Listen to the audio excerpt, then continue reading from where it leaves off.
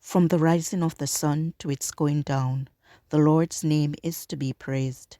Let us open our hearts to his presence and listen for his voice in the stillness of this evening hour. Our evening sacrifice, the Desire of Ages, chapter 49, at the Feast of Tabernacles, July 21st. My faith has found a resting place, not in a man-made creed. I trust the ever-living one, that he for me will plead. I need no other evidence, I need no other plea. It is enough that Jesus died and rose again for me.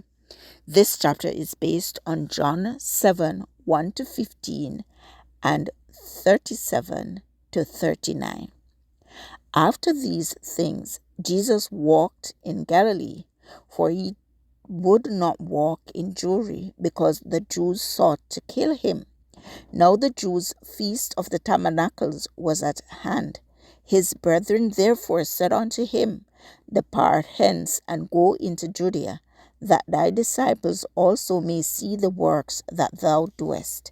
John 7, verse 1 to 3.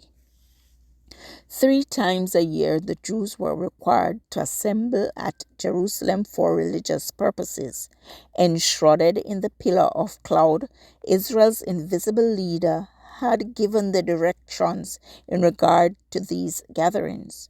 During the captivity of the Jews, they could not be observed, but when the people were restored to their own land, the observance of these memorials was once more begun.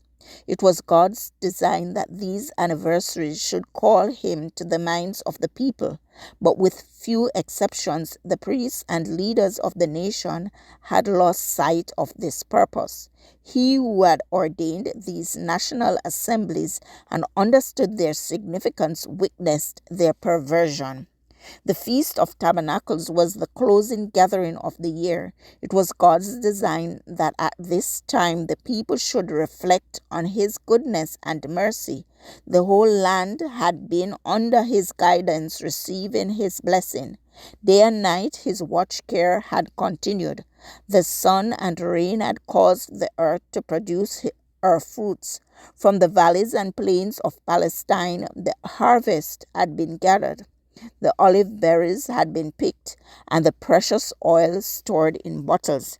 The palm had yielded her store. The purple clusters of the vine had been trodden in the winepress. The feast continued for 7 days, and for its celebration the inhabitants of Palestine, with many from other lands, left their homes and came to Jerusalem. From far and near the people came, bringing in their hands a token of rejoicing. Old and young, rich and poor, all brought some gift as a tribute of thanksgiving to him who had crowned the year with his goodness and made his paths drop fatness. Everything that could please the eye and give expression to the universal joy was brought from the woods. The city bore the appearance of a beautiful forest. This feast was not only the harvest of thanksgiving, but the memorial of God's protecting care over Israel in the wilderness. In commemoration of their tent life, the Israelites during the feast dwelt in booths or tabernacles of green boughs. These were erected in the streets, in the courts of the temple, or on the housetops.